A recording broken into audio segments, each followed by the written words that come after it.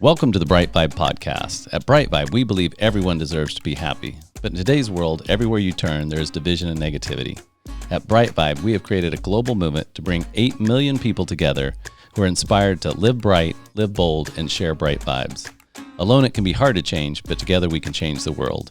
Welcome to the BriteVibe podcast. Well, Mr. Russell Bishop, so glad to have you on the BriteVibe podcast today. Thank you for taking the time to come on. I am looking really forward to our conversation this afternoon. Well, thank you, Matt. I appreciate being here. And I, too, am looking forward to see what reveals itself today. Yes. So you've got quite the interesting background. So you've been a coach, a mentor, you've got books, bestseller books. One of the things that I thought was interesting, you're the CEO of Insight Seminars, personal growth seminar business with over 1,000 participants in 43 countries. That's just amazing to me. So actually, we've missed a couple of zeros there. Oh, is that right? Oh, so not 1,000, 1 million. Sorry. Sorry. Yeah, by 3 0. Sorry, 1 million participants in 43. 1,000. Well, that'd still be good. But yes, 1 million participants in 43 countries. You're a change strategy partner at Accenture and editorial director at the Huffington Post. So you've been around the block a little bit. You've been in the world a while. And you do have a new book out, and we're going to talk about your new book, which just came out here recently, From Self-Talk to Soul Talk, Becoming More Aware of Who You Truly Are. But I kind of always like to know more about the person, on a personal level. So obviously, if you've been in this space for about 40 years, what drives you to want to help so many darn people on this little thing, this rock we call the earth? What's driving Russell Bishop to do the good work that he's doing, I guess? Oh, thanks. A great question. There are so many layers and textures to that answer. Sort of in a as abbreviated form as I can do. When I was a little kid, I grew up with a Presbyterian family and Presbyterian ministers in the family, and there was lots of church, but I always had a little struggle. There was something that was attractive and something that wasn't. Right. And the thing that wasn't was sort of the dogma and the rigid and whatever. But there was something transcendent as well, which I later learned came through the music. And I later found a spiritual tradition that comes out of India. It's called Surat Shabd Yoga. It's called the yoga of the light and sound as two direct connections into God. Now, I didn't know any of that back then. I just had the experience of it. But I had this compassion for people all along through my childhood into the teens. And then during the 60s, I was involved in a lot of social justice movements. And actually, by the time, I guess it was 70, I was on a strike line at UC Berkeley, and I got hit by a tear gas canister. Oh, wow. And they said, well, you pick it up and throw it back. Well, no one said that this thing is going to be blazing hot. Yeah, exactly. Yeah. So all of a sudden, I had this shock. And if you can imagine, I suddenly found myself about 25 feet out and above me, looking back and seeing me. Interesting. Yeah. Now, that sounds bizarre, perhaps, but I could see me as clearly as I can see you on this screen. And I saw this angry person, beard, long hair, and I was screaming, why don't you, and I'll clean it up a little bit, why don't you idiots love us? Right. And all of a sudden, boom, I'm right back in my body, and I drop this tear gas canister as this wave comes over me that says, my message is about love and peace and caring, and my strategy is yell, scream, and throw things. Right. So disconnect. Right. I left the strike line. I shaved. I cut my hair, all crying in a mirror at a friend's apartment, keep asking myself, who are you? Who are you? Who are you? And that's when this thing about, this deep compassion really started to make itself evident to me in a whole different way. And so I began to make the shift that says, well, rather than being against something, let's be for something. Yep. Totally agree with that. And what that began to take increasing shape was to be for our heartfelt experience in life. And most people, if you say, well, who are you? No one points to their head and says, I'm this. They point to their heart and said, I am. Right. So let's go into that. And that's what led me to create this thing, Insight Seminars, that you referred to earlier. It was supposed to be a little spare bedroom business, not for profit. and mostly people who studied in that same spiritual movement. Mhm. But within a year or two, by word of mouth, it has spread across the US and across the pond when Ariana Stasinopoulos, today's Ariana Huffington, Mhm. asked me if I could bring it to the UK, and then she helped me bring it to Europe, and it just kind of went boom as people resonated with heartfelt living. Interesting. So And was that the name of what was the name of the course, I guess, or is the name of the course, I should say? Insight Seminars. And Okay. so you can go to insightseminars.org and see that the work is being offered from Bulgaria to South America to Australia to across the US still today. Mm-hmm. And what's in that work? I mean, I know we'll evolve over into some of your more current stuff, but why are people attracted to that? And then what's in it? What do they discover, or what is it leading them to, I guess, through that work? Sure. There's this thread that goes through all of the work I've been doing all these many years. And it went back to a longshore philosopher in San Francisco named Eric Hoffer. Mm-hmm. And so he worked on the, unloading ships, Mm-hmm. but he was a poet. Oh, And he nice. had this phrase that he said, you can never get enough of what you don't really need to make you happy. Mm-hmm. And I just paraphrased it down and says, you can never get enough of what you don't really want. Let's unpack that a little bit. You can never get enough of what you don't actually want. So Matt, have you ever wanted something, busted your tail to get it, got it, and wondered why you ever wanted it? Yes. Yeah. That's what I'm talking about. Okay. Right. So when we grow up in this world, we hear all these messages about what we should want, what's going to make us happy, yada, yada, yada. And people pursue all kinds of things and kind of go, oh, that wasn't it. Mm-hmm. So the purpose of Insight was to ask the question, well, what is it you really want? Mm-hmm. And how would you know if that's it? And if that's it, how do you go about producing it? And so as opposed to a seminar of theories and lectures about what you should, or it just asks questions. Inquiry then. Very much inquiry, very little advocacy. The only advocacy was listen to your heart more than your head. In sort of ancient traditions, accountability and responsibility are ancient lessons in all kinds of spiritual teachings, psychological teachings. Responsibility, I like the phrasing that Fritz Perls gave it, the ability to respond. So it doesn't mean guilt or fault or blame. It just means I can respond. And I reframed accountability to mean a willingness to own the outcome. So if I can get clear about what I truly want, then I can examine, well, what are my responses and what's my capability? And as I put that together, I start to learn how to make new choices in the world. So in many ways, what this work at Insight and my work today is about is helping people identify choices and then how to say, well, what happens if you make a choice and it doesn't work? Well, there's another choice. But you never know how to make the choice until you're really clear about what it is you really want. Yeah. And I think that's such, I've talked about that with different guests on the show, and then just, in talking to friends and stuff like that. It's so easy.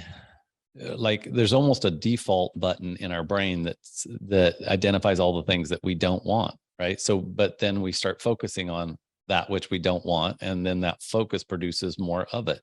And even though we know that, I mean, even though that's like an intellectual thing, if we're not careful, if we aren't really proactive, right, we continue to do the same thing. I find myself falling into that trap all the time, which is, I may look at my spouse or my children or my work or my environment and think, I don't want that. I don't want that. I don't want this characteristic, or I don't want them to do that. And what am I doing? It's kind of, I guess, relating back to your work here, it's kind of like when and this is kind of a overused example, but like if you buy a red Jeep or something, all of a sudden all you see is red Jeeps. But so it's like when I start having these thinking all the things I don't want, guess what? All I see is the things that I don't want. Right. And so really shifting to that mindset of more of that, outcome. I've studied some of the drama triangle, the empowerment dynamic, and that work. David Emerald's a friend of mine, and he's been on the show. He's written books on this, but really focused on, what's the outcome? What do I actually want? Because that's going to change the way my brain fires, also change the way my heart responds, right? Because it's going to be more of a, because typically, at least I've found, if I ask the question, what do I want? The first answer is always just the surface answer, right? It's never the actual thing that I want, right? Like it's just kind of the reaction of, I want that person to shut up, right? Or I want that person to, right? It's still things that I don't want, right?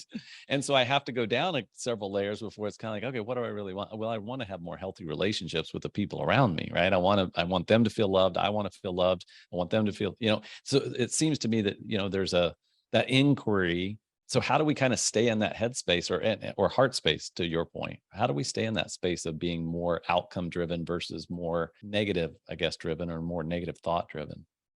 So I discussed this in the book. It's all through Insight seminars, but there's also an article that I published at the Huffington Post that your listeners can download or just view online. It's called Symbols versus Experience. So if they just Google symbols versus experience and my name, right, you'll be taken to the HuffPost article there. So the real simple way to think about this, a symbol represents the things that I pursue in life. And experience says, well, what do I hope will be true if I get them? Right. So it's a form of outcome, but with a slight difference. The outcome here is experiential. Right. So most people say, I want more money. And we say, okay, if you had more money, what would be true? Right, I could exactly. buy more things. And so they stay looped in the symbols side of the equation. So, and I've done this question I'm going to pose to you and your listeners here with tens of thousands of people around the planet, and it's always the same outcome. So how many people want more money? Most hands go up. Great. Right. If you had more money, what experience do you hope would be true? And after they get rid of, I could travel more and stuff like that, because that's still the material side of things. Right. What would you be experiencing? And people say things like, I'd be free. Free. Yeah, that was the number one thing. Yeah, freedom. Right. Security. Right. I'd be free, secure. I'd be happy. Right. So a few of those, and you can say, well, have you ever heard of anybody with a lot of money and they weren't very free and they weren't very secure? And how about people who are wealthy and they are free and they are secure? Right. How about people with no money? Know anybody with no money, but they are free and secure, and no money and they're not? So there's no equation here. There's the object of focus and there's the experience I want. So if I want more peace in my life, where do I go to get that? Right. Right. So when we begin to really unpack that, people want more peace in their life, more loving in their life, more freedom in their life, more security. So they have to ask themselves, what am I attached to?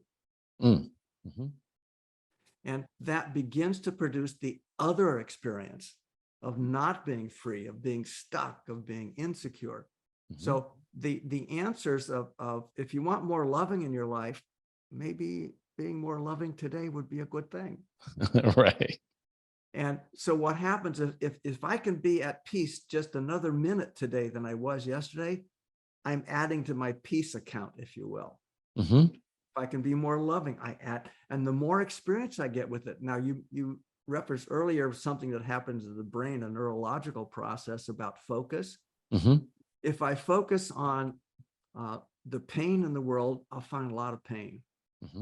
And if I focus on the loving in the world, I'll start to notice instances of loving. Where I focus, I tend to go. Is a real simple way of saying it. Right. Yeah. But the question really becomes, anytime I ask myself, what do I want? I go through that internal exercise. And if I get it, what do I hope will be true? Now, sometimes that creates a pathway towards both the thing and the experience. But often it says, nope, that wasn't it. There's another thing. And so if I live my life through the quality of experience, I also have a quality of life. And what's really funny is that if I focus on the money, I may not get the peace and the security. If I focus on the peace and the security and the loving, I may not get the money, but I'll have what I really wanted. Right. But the more peaceful and secure and loving I am, the easier it is to create the other stuff.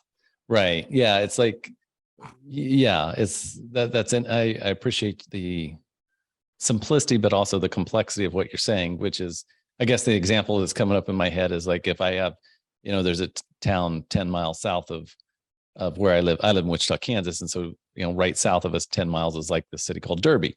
And so it's like it's like I'm in a way, it's south of it. It's almost like I'm going to go north and go over the North Pole, right? Take the long way around to get to Derby versus just driving 10 minutes away and getting there, because I'm going the wrong direction, trying to accomplish a goal versus just focusing on what's the fastest way to actually get to freedom? What's the fastest way to I mean, even just from an efficiency standpoint, right? Versus I'm making freedom, I'm qualifying that through money. I'm qualifying that through security. I'm qualifying, I'm somehow basically putting my own parameters around what that means versus what is actual freedom for me. Is that kind of what you're saying? There's that, and there's a real interesting, I actually use that kind of example of going from Wichita to Derby, although I might say from San Francisco to Los Angeles, or right. Yep. New York to Miami, or whatever. Right. Yeah. And if I ask a group of people, so what's the best way to go? They'll usually say, well, go south. Right. We say, well, what made south the best way? Well, it's more efficient. It's faster. Oh, so your value is efficiency and faster. Right. So that's the experience you want. Well, what happens if you go north? And most people eventually get, well, you'll get there eventually, but it'll take so long. It says, well, what if your desired experience was adventure? Right. What if you wanted to see more of the world? Right. Well, then you could go that way. So even the obvious about the best way to go from Wichita to Derby may not be as obvious. Right.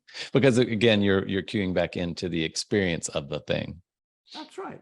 Not the destination, like the phrase, it's the journey, not the destination type thing. It's the experience of the experience versus the actual attaining of what we perceive to be the reward or the ultimate, like the chalice or whatever, whatever the prize is.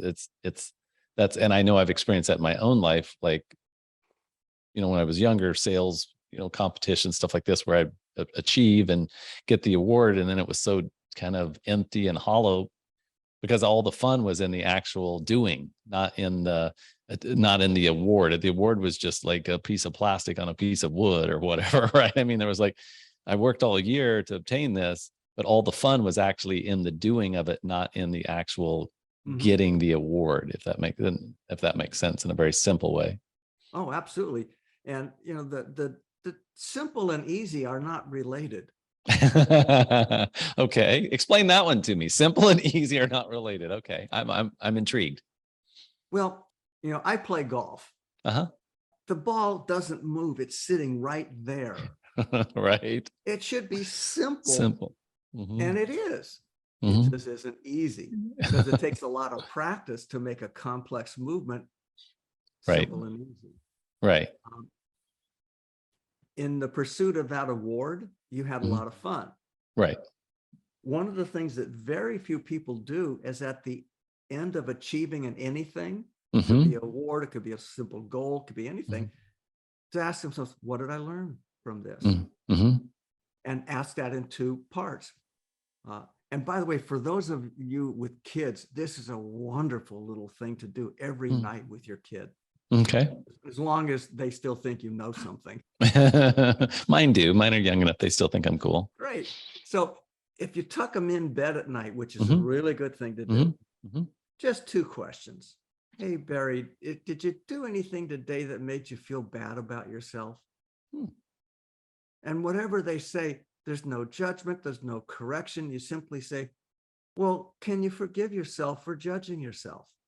And that begins to create a pattern for life, that I can make a mistake and not have to dive into guilt and shame. I can forgive myself for judging myself and make a better choice the next day. The second question is, did you do anything today that you really enjoyed and made you feel good about yourself? Oh yeah, it could be anything. It could be they played a game with somebody, or an act of kindness, could be anything. And whatever it is, you simply go, that's wonderful. Based on today, what would you like tomorrow to be like? And now remember, focus. We said, here's the thing that you did that you felt badly about. So now we forgive it. And now we move the shift to what made you feel good about yourself. And now we're programming our own mind to focus on what makes me feel good about myself. Mm. And now can I put that into the future thinking? And I begin to focus more and more about what really matters. And the next night, they may have whole different answers. Right. And it's not surprising that one night, 3 nights, 52 nights later, a thing that they said once would make them feel good about themselves. Oh, wait, that's not it. So they start to make the course corrections and the refinement. Because most people, not everybody, but most people derive a great deal of satisfaction around their ability to be caring and loving with other people. Doing kind things, kind gestures, right? Yeah. And so the more I begin to teach myself, it's not Matt teaching your child, be more loving. Your child is teaching himself to be more loving. Right. Based on what he felt. So you're helping people, but in this case, children, tap into what's kind of making them feel good through that experience, and then helping them not almost indirectly, but want more of that. Right. If they want more of feeling good, linking up what makes me feel good is XYZ, is, doing something kind for my teacher, doing something kind for another student, or playing a game with a student, or whatever that, another kid or something. So it's just kind of helping them understand what makes them feel good versus, and as I think back through some of the psychological training and stuff that I've done, and some of the stuff that I've learned to teach, self-authorship was a term that was used in some of the stuff, right? So it's basically allowing them to start thinking about, it's like a gratitude practice or something. The more things I'm grateful for, but the focus becomes what makes me feel good, and then I want to do more of that versus shoving a donut in my face, binge watching, a show. I mean, it becomes, I like that. And so that was triggered by, I won the award. What did I learn about myself? Was there something I did that earning the award I wouldn't want to do again? Right. There's something I did that, I'd like to build on. Right. So one of the myths of life is stability. Yes. In fact, I wrote an article. I put up maybe 250, 300 articles on the HuffPost alone. Wow. And one of them was called The Myth of Balance.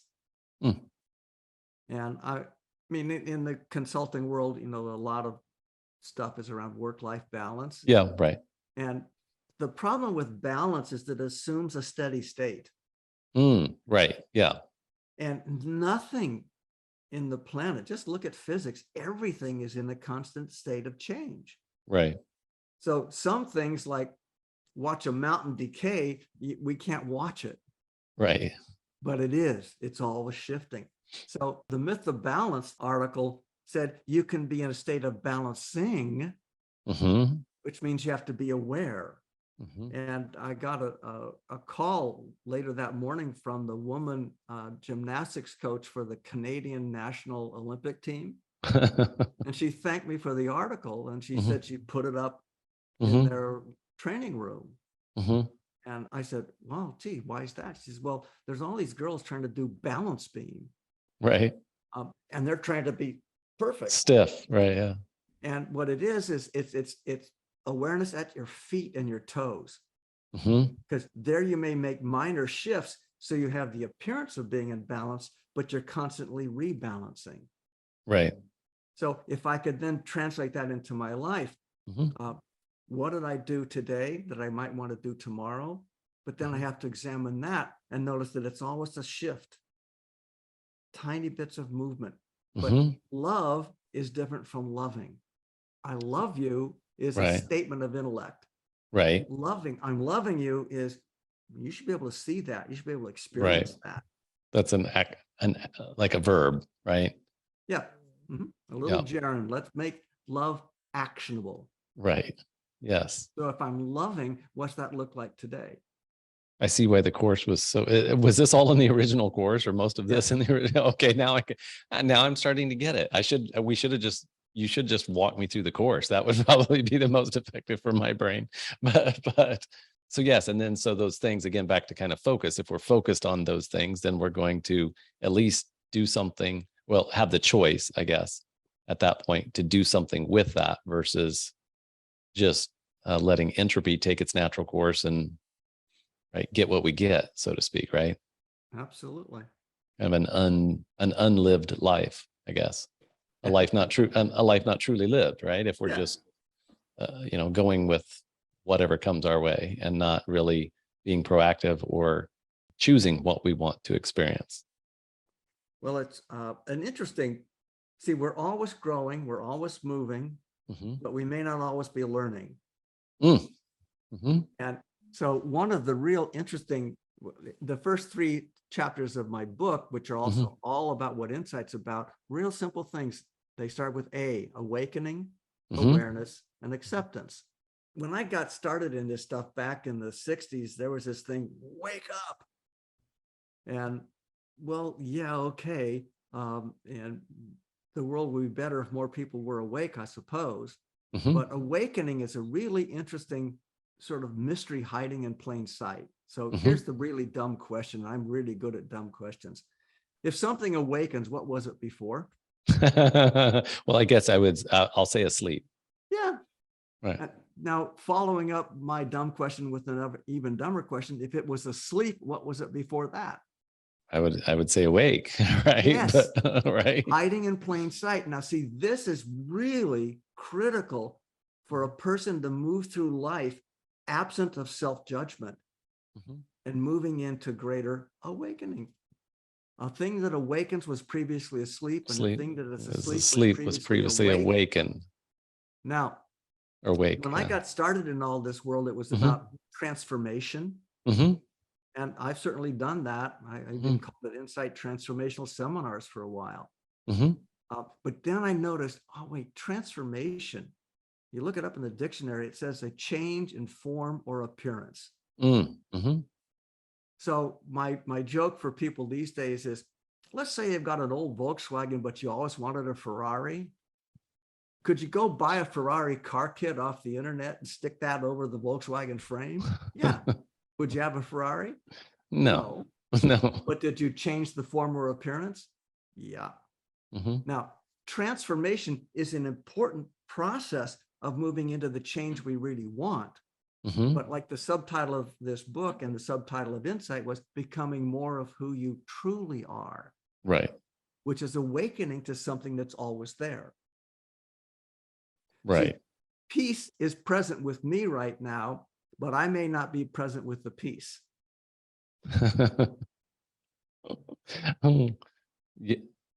Yeah. I'll let you go ahead and dive into that one too. So well, it's all related. Peace is there whether you're experiencing it or not. Is that? What do I have to focus on in order to be in peace? What do I have to focus on to be in the opposite of peace? Right. And it's just a focus. Now, I don't have to go someplace to be at peace. Right. I have to go inward to be at peace. So as I'm starting to build around this, I awaken to the peace that's within me, but sometimes I go to sleep to it. Right. So as I awaken to it, I become more aware. And what I'm looking to become more aware of is the choices I make and the experiences that come from them. So then as I become more aware, I can make, quote, better choices. But today's better choice, which may have been a transformational step up, tomorrow is the limitation. Because I'm trying to put this into words is a challenge because most of our words are dualistic in nature. Right. Yep. And they're hierarchical.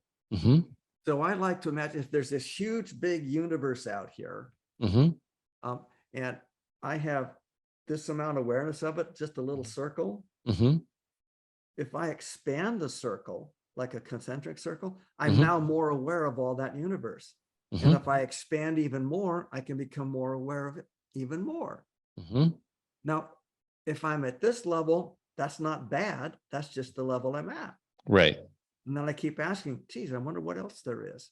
Mm-hmm. And out of my curiosity, I expand. And Mm-hmm. eventually, in my way of experiencing this in the world, the more I become aware of that expansion, the more I include you in it. Mm-hmm. And that's what the source of international peace is. But it has to start with the inner peace. Mm-hmm.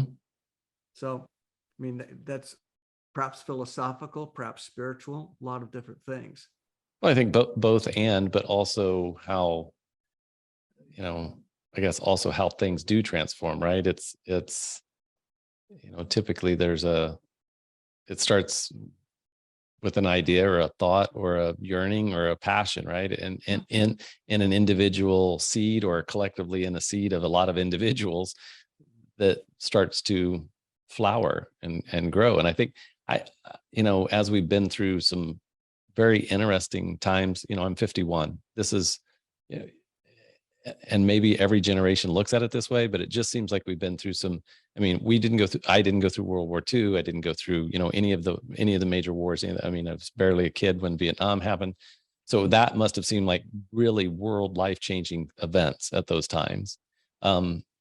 This obviously, what we've been through doesn't really seem like that, but it does seem like that it affected globally people's awareness or awakeness, I guess I would say, if that's even a word. But it seems like kind of what you're talking about. It seems like there's more people that have awareness that there's something to expand inside themselves. And I think and that creates, I think, conflict inside people as well, because it's new, right? If you went from kind of having everything for the most part was flowing, you might not have loved your life, but it was still moving, and there was a lot of motion, and there was a lot of, there was consistency, at least the chaos to some degree. And then the chaos became chaotic. And then all of a sudden it's like, well, what is this thing about? Why do I work? I mean, I think when everybody took, at least most people, no, I shouldn't say most, when people were unable to work in their usual work environments, or when were unable to work in the ways that they were used to working, I think there was a lot of question about, well, why am I doing the things that I am doing?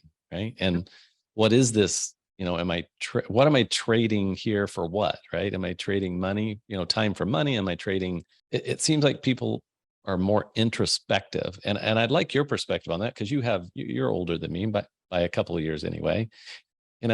What's your take of what's going on, based on the fact that you did see the 60s, and that had to been a very interesting time for something. It seems similar. How is this?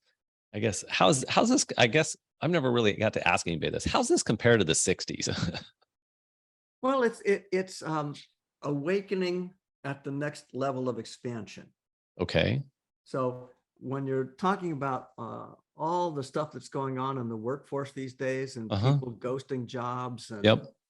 Et cetera, when I was doing all my corporate consulting, I would ask this question. So all around this work-life balance thing. Mm-hmm. So look, do you have a life to support your job, or do you have a job to support your life? Mm-hmm. If you've got a life to support your job, you probably are going to suffer a lot. Mm-hmm. But if you have a job to support your life, you'll probably make different decisions. Mm-hmm. But that begs another question that says, is the work I'm doing meaningful? Right. Is it purposeful? Mm-hmm. Is it making a difference that's worth making? Right.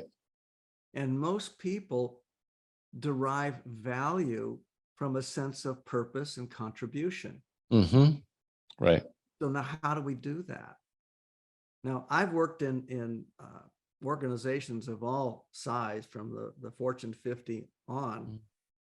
And I remember there's a potato chip company. It's called Kettle Chips. Yeah. I'm familiar with that brand. People like kettle chips. Yeah. Mm-hmm. Well, it got started in an ashram outside of Portland, Oregon. They were struggling to figure out Yogi Bhajan's place, and they were trying to figure out, well, what do? We got to get some money in Money. here. Yeah. And someone came up with the idea of potato chips. And you go, well, how does that line up with a spiritual organization? Mm-hmm. And as I understand it, part of their internal process was, well, let's put an ingredient in the potato chips that no one does. Right. What's that? Love. Love. Yeah. And people love those chips. Now it's gone through several iterations since right, then, right. but that notion, I mean, if all you're doing is you're manufacturing highlighters or microphones or whatever, can you put loving in it so that the person is blessed by the act of whatever you produced? Right. Now, that's a high state of consciousness that's available to everybody. We just have to help them know it's available to them. So if I go to work and I put anger into it because I hate this job, well, that goes into whatever I'm producing, but most importantly, it goes into me. So I can transform my career by going to the next job, but I take my Volkswagen frame and I put a Lamborghini on it. Right. Or I can go into what's called transmutation. Transmutation, when you look it up, says it's a transformation to a higher order. So it's a change in form or appearance at a higher order of energy. And I'm doing a little bit of work these days with a very well-endowed not-for-profit that's looking at the nature of consciousness through quantum physics and various scientific experiments, looking to quantify the nature of energy. If we transform, we change the form. If we transmutate, we change to a higher order. And if we transcend, we rise above all of it. And we begin to move into that constant stream of light and sound I mentioned before, which is manifest in loving on the planet. That's big. And I really appreciate your tie-in with making things, the intentionality behind, even to your point, kettle chips or the highlighter, the intentionality. And I know Steve Jobs did this, at least in the very beginning. They used to do beautiful calligraphy inside of their CPUs and nobody ever saw it, but he knew it was there and he was creating art. He wasn't creating technology, right? Yes. Or at least that's the story that I've been told. I'm assuming that's correct. I did never look, but it's the intentionality of what we're doing with the vocation or with the talents that we have that make the difference. Not that, I've spent some time in India at ashrams, and, it was like, the question was posed to the teacher at that time, or they gave an example of, what does the street sweeper, in their example, what does the street sweeper do after awakening or after enlightenment? And they said, sweep the streets. It doesn't, he's still using the talents he has for what he's doing. It doesn't necessarily change what you're doing. It may change the intentionality in which you do it, I guess, right? It doesn't, to your point, it's a higher order. It doesn't mean that you necessarily have to change jobs. You may, I'm assuming, through that process, but you're changing the way in which you're approaching that job, or vocation, or whatever you do, right? Sure. Well, and I think in today's world, it actually is changing a lot of what people do for work or do for, right? I mean, I think there's more people becoming, solopreneurs and contractors than there has been in a long, maybe ever. Sure. Because they want to do stuff that they're passionate about. Well, and I think if someone asked me for advice, and I don't usually give advice, I like to think advice is a good idea. I can't make work here. You do it. Right. You do this because, I can't get it done this way. I would suggest if you're going to change anything, make certain that your current experience is good and change to a higher order. But if I go, I hate this job, or this relationship sucks, or that kind of stuff, if I leave on that energetic, that's the one I bring to the next thing. So find how you can love what you've got so you can move to the next thing with that qualitative experience. I think that's really important. Yeah, there's lots to that. There's so much to that. So here's an interesting. Yes. Let me move into the energetic side of yes, this. please do. Because that's a lot of what we were talking about is the energetic, or the frequency, or the vibration. Right. Now, some of your listeners may be going, "Oh, that's right," and some may be going, "Uh-oh, kooky." So here's another one of my famous dumb questions. Are you listening to the BBC radio right now? No. Is the BBC radio in the room with you right now? Well, that's a good question, but right. Well, yes, it would be because the Yes, frequency is there. If I tune into it, right? exactly. So BBC, ABC, everything in the planet that's being Mm-hmm. broadcast is right where you are, I am, Mm-hmm. independent of our location. Mm-hmm. But we don't hear it unless we happen to be a radio or a TV. Mm-hmm. If you're you can tune to the Tune to BBC. that, right? And if you don't like the BBC, you can move over to ABC. Mm-hmm. Okay, so that frequency is there whether I know it or not. Right. Okay, now bear with me one more. If you've ever been to a classical concert before they get going, they Mm-hmm. tune to the concert master playing the A440 on their violin, which was previously tuned to the A440 key on a piano. Right. And that is a convention that came into existence in the 1950s globally. We will tune to A440, 440 cycles per second or 440 hertz. If you have a room full of pianos and you strike the A440 key on any piano, all of the other A440 strings and all the other pianos will vibrate. You're right. Okay. Because they're on the frequency. Right. And if you put your ear close enough to one of those others, you can actually hear the hum. Right. This is just physics. Right. Now, tuning forks, like tuning forks, or right. Yeah. Exactly. Yeah. Now, if the BBC is a frequency and if A440 is a frequency, which is physical sound now, loving is a frequency. And so is anger. And my teacher used to say, Russell, you're not responsible for the thoughts that come into your head, only the ones you hold on to.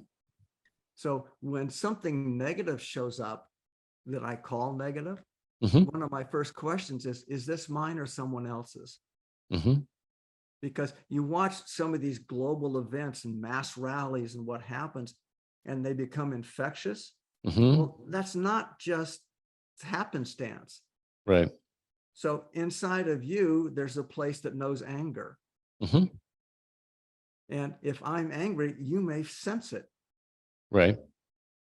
Just like if I'm in joy, you may sense that too, even if I don't say a word. Now, if we're not terribly conscious, we may be around somebody who's got upset or judgment or hostility, and all of a sudden our starts, and then we go, wait a minute, this is worse than I thought. Right. Right. And then inside of me, the place in charge of my emotions hears the statement, it's worse than I thought. Right. And it says, okay, boom, and up comes worse than I thought.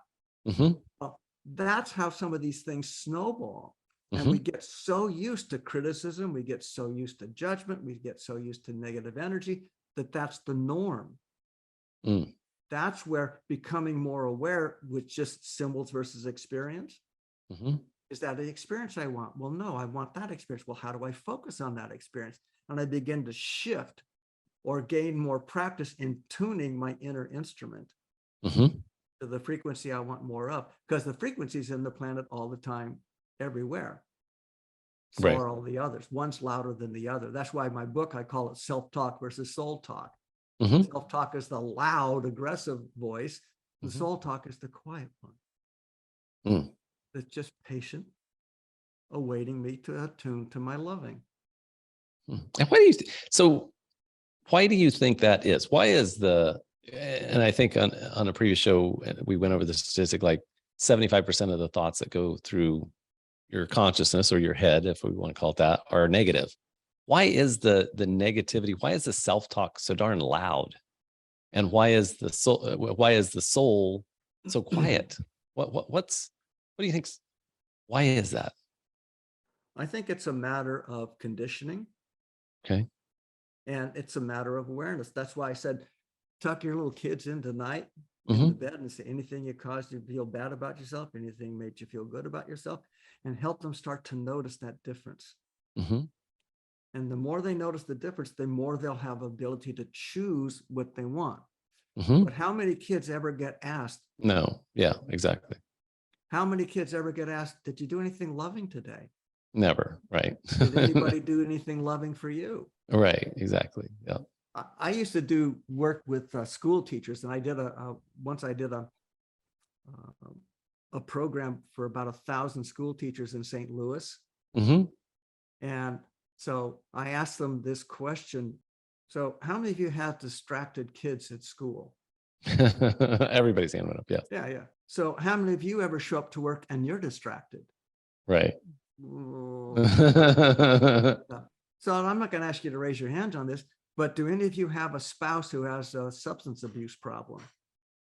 Alcohol, drugs, whatever. Do any of you have a spouse that isn't there anymore? Right. Do any of you have kids? Do any of you wonder what your kids are up to? And do you ever show up to work concerned about your kids, your spouse, your whatever? And now you're going to teach through that consciousness. Wonderful. Let's invert that. How many kids show up and they go, how come mom and dad yelled at each other last night? How come one left? How come they're drunk all the time? And so that child walks in with this whole range of possible emotions and feelings, and we say geography. Well, they're not in the space for that. Are you noticing the child right now? And so that's a really important thing, to be sensitive to the condition so that you can help the child, even in the presence of a negative condition at home. Can you find a way to create a positive one for yourself? Now, positive focus is not positive thinking. Right. So I wrote an article for the HuffPost called "Why Positive Thinking Just Doesn't Work." Right. And it said, well, if I have a flat tire, it doesn't say, oh boy, I got a flat tire. It just says, I got a flat tire. Right. But I can fix it. The positive focus leads me to positive action. Positive thinking just leads me to denial. Right. So, I mean, again, none of this is easy. Right. It's a simple frame.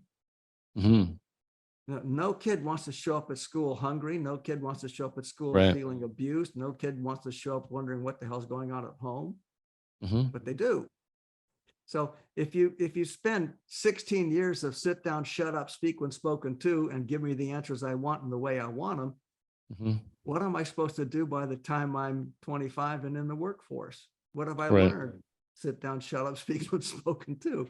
Right. So if we start early, there's a book, I can't remember the name of it now. It's long out of print. And it was just a book of parents talking about their children and God, and asking children what they know about God. And this one story is about a couple who had I think like a 3-year-old boy, and they were pregnant again. And as soon as the little boy knew they were pregnant, he said, I want to be with her. Turned out they had a sister.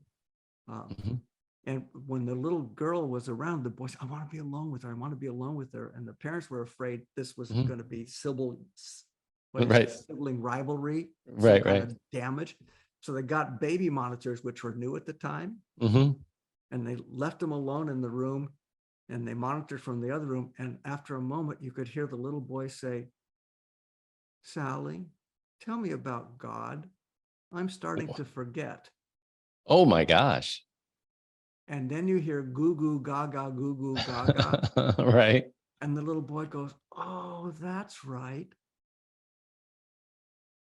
That's amazing.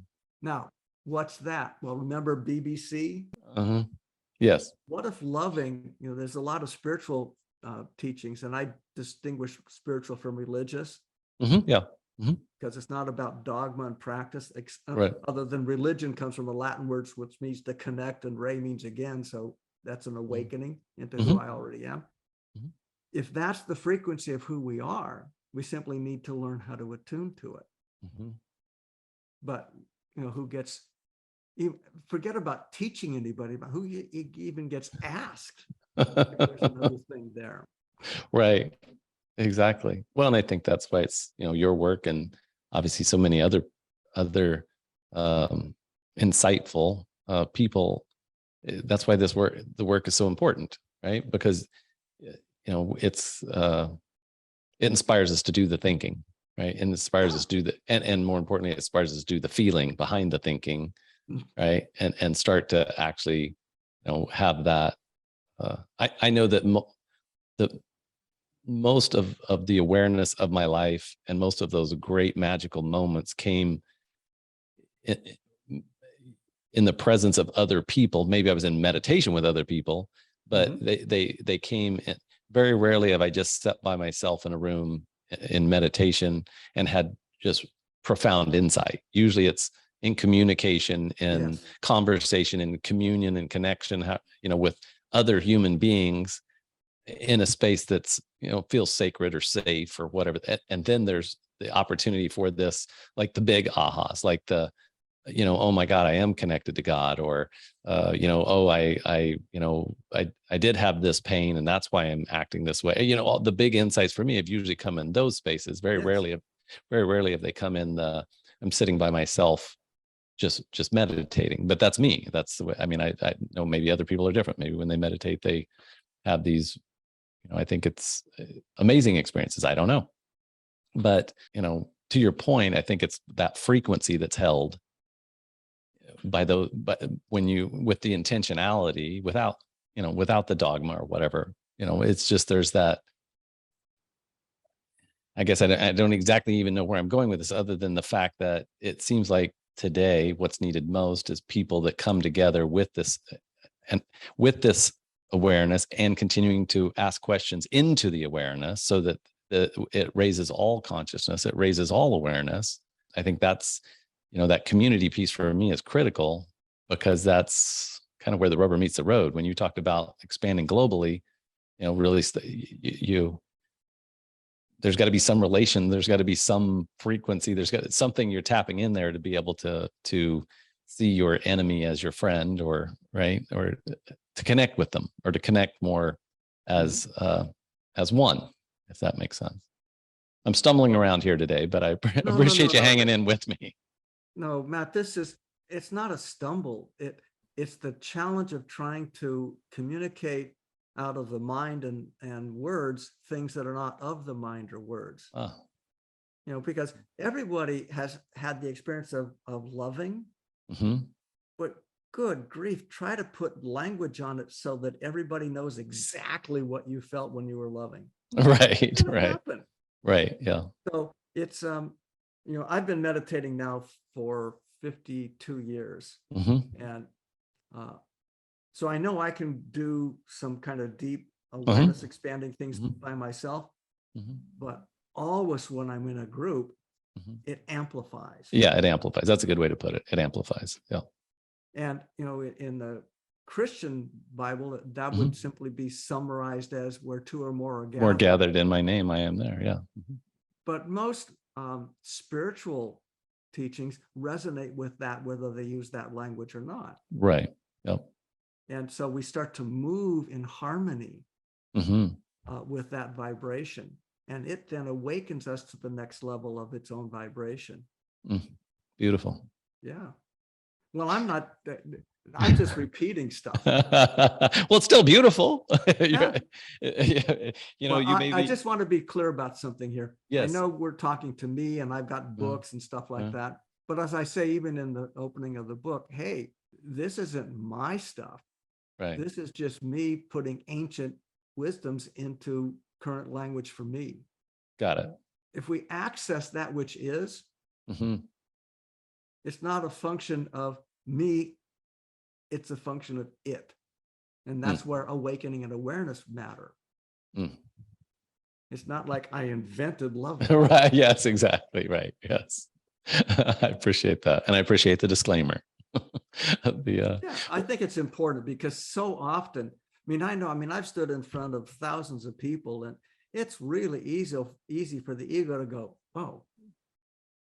Right. Look at me. Right. Wow. Aren't I special? Well, yeah, I'm special, but everybody else is. This is special too. I love it.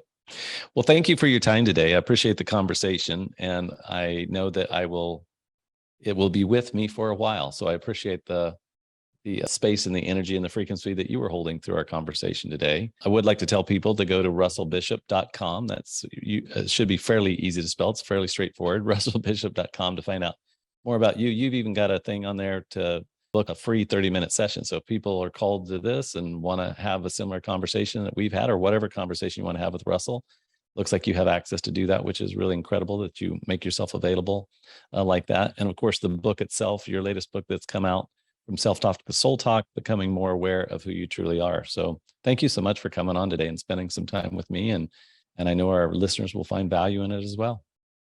Well, thank you, Matt, because you're truly providing a great service.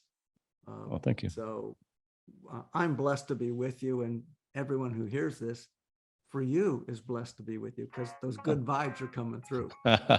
We hope so. Yes, that's what our intention is. So, Absolutely.